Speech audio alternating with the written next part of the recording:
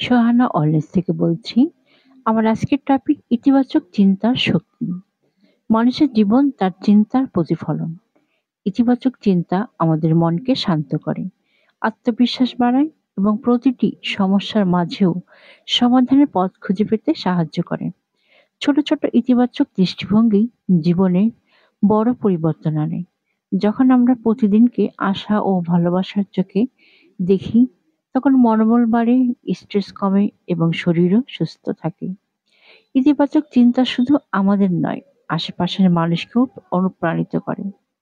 তাই প্রতিদিনের শুরু হোক আশাবাদী মন নিয়ে, আর প্রতিটি মুহূর্ত থাকুক ভালো কিছু পাওয়ার বিশ্বাস। সুখী ও পরিপূর্ণ জীবনের মূল মন্ত্র হলো ইতিবাচক চিন্তা।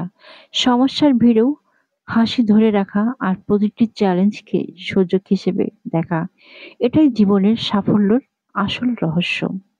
নিজের সুস্থতা ও সুন্দর জীবনের পথে থাকুক ইতিবাচক চিন্তা। পাশে আছি সোহানা ওয়েলনেস।